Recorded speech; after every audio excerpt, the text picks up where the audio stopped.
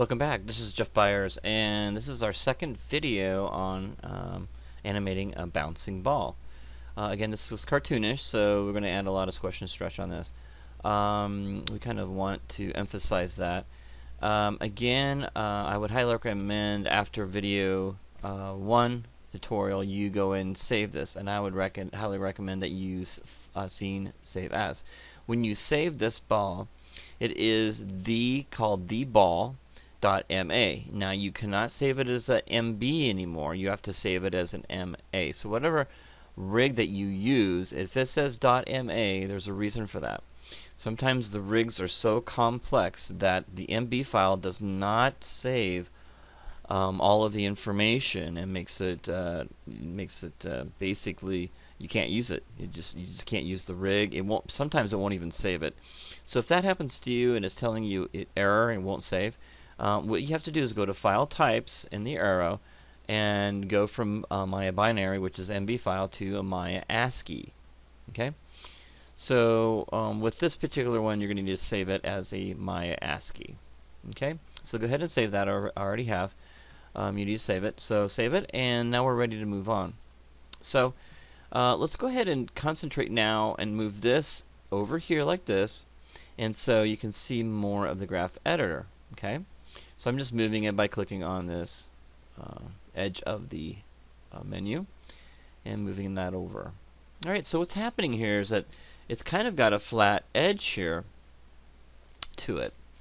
So what we want to do is we want to have that bounce. So the really way we can do that is if I go in here and let's look at these tools we have here.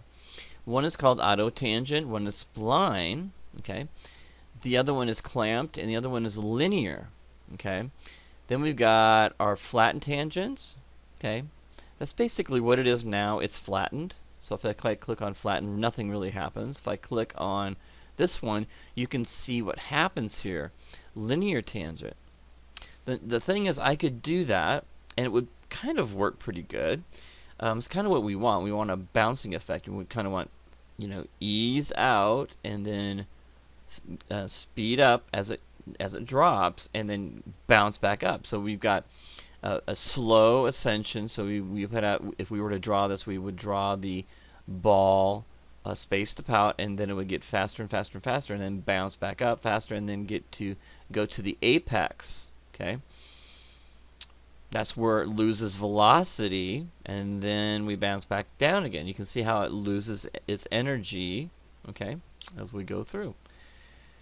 And so what's nice about the graph editor, it kind of shows you everything in here from the timing, okay, the distance in Y, so you can see up 1, 2, 3, 4, all the way up to 9 units, and that's where we started the ball bounce. And you can see that we went down to 6 units, and we went down to 3, and then so on and so forth. So also the time is over here. So if we go across here, you see that this frame here, if I click on it, okay, excuse me, let's go ahead and just click on that frame there. You can see that's on frame 7. You can see that the stats, okay, and if you click on this one, you can see the keyframes there. Alright, so that's nice because it's basically saying this is keyframe 7 and in timing, and this is the distance in Y. So you can see up here, if I click on this one is at frame 12 timing, and then the distance it's traveled in the Y. Okay, which is kind of nice. So if you kind of mess around with this and get these all jacked up in a weird way, you can just type in the number that you want in there and hit enter. So that's kind of nice. So basically, if I just click on all these and do a linear, okay, that would probably solve all our problems. The problem with that is, if I do that, if I do kind of a linear, there we go, it does do most of the work for us, okay, which is kind of cool, right? So let's take a look at the animation now. Okay, let's go ahead and start from the beginning and zoom out a little bit, and you can kind of see the difference in the animation. A lot nicer. Okay, let's play it again.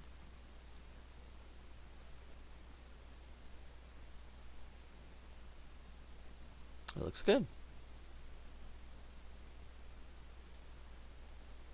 All right, awesome. So that looks pretty good, but I think we could go more with that. I think we could do an extreme with that, and you can't really do that. You have to break these tangents, because if I hit the W key, right, and if I move this around, you can see that it moves the other one, and that doesn't really work. I kind of want to really have it stay at the apex as long as possible. I really want that line to be forced, okay, and exaggerated. Right now it's kind of like that, but I really want to force that like this and really get that slow ease in, drops, boom, and then back up again, and then it slows out. Okay, I really want to be extreme with that, but I can't do that with just a linear. Okay, so what I'm going to do is I'm going to take that back from linear. I'm going to break this. So I've got to break this tangent. To do that, I've got to click on this guy right here, which is called break tangent. So if I click on this guy right here, break tangent, break that. I'm going to do that for all of the bottom ones. Okay, don't do anything but the bottom ones. And let's go ahead and break that tangent. I'll have to do this last one here, break the tangent. There we go. So now all the tangents are broken. And as you can see, that the way it looks is that it kind of gives me a dotted line instead of a straight line. So you know that's a broken tangent. How do I actually move a broken tangent? Well, I can click on W, hit the W key, and with your left mouse button, go ahead and give me that extreme, so it's not moving the other one. So you can see it's not moving this one. So I'm going to move that so it's straight into it. I don't have to do it much. Okay. If you go too far, it overshoots. What happens? The ball looks like it goes up. So if you overshoot, what happens is the ball will actually go up. See? Slightly, and then back down, which you don't want. So there's a point where you can bring it, and that's about it right there. And just do the extreme as far as you can. Let it hang there as much as you can. But if you can't go beyond a certain point, I can try that. That is about it right there. Okay? Very cool. So, and we have to do that for all of them. So I'm going to select that one and just move it until I get a nice bow on there. I'm going to do this one and move this one. Okay, be careful. Okay, get as far as you can, extreme as far as you can. There's only so far you can go with it before it looks awful. And just try to push the boundaries as far as you can. And if something looks or feels bad, then pull it back again. So you just go as far as you can with these. Okay, that looks good. And this one's kind of hidden in the... This one's kind of hard to get a hold of. There we go. Okay, that looks good. Now spacing of this looks kind of funky. Right there. I think I'm off one frame for some odd reason. And you can see that it doesn't look even. All the rest of these look pretty even. This one does not. So I think I'm going to take it, and I'm going to hold the shift key down. I can move that along. Okay, you can see that. If I hold the shift key down, it lets me move along. Now notice that it is kind of weird. If I go this way, it looks like I'm shortening it up too much. So we've kind of got a spot here. I don't know if it's going to be bad or good, but we might have to move all the rest of these over. But right now, we'll just leave it. All right, so we've got that one, and then we'll work on this one and do the best I can as we go down. It's kind of hard to see. You can always hit the F key, get a little closer. Okay, it makes it a little easier. The F key, if you select the actual tangent, and that's what they're called, a tangent, if you hit the F key, it'll focus on that part. It lets you get a little bit closer, and that helps you finesse the curve a little bit better. So that looks pretty good. And you can see we've got quite an extreme here now going on. And with my Alt and my middle mouse button, I can move around. And you can see that I've got my timeline right here.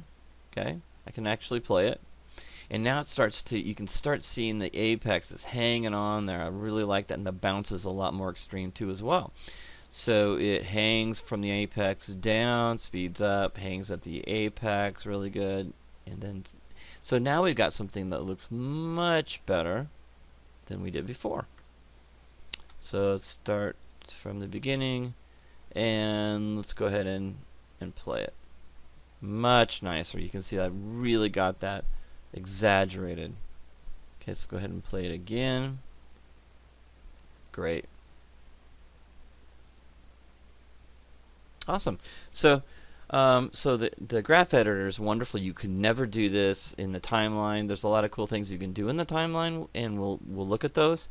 But you cannot do and polish the animation like you can in the graph editor. So you're going to be spending a lot of time. Don't be scared of it. Understand that's how it all works. I want you to have fun with this and just kind of experiment and see what the tangents do. But also get your work done. So go ahead and get the work done. Go ahead and save it if you're really liking it, and then play around. And if you mess it up, you can always bring your other scene in. All right, so we're going to start adding squash and stretch now in the next video.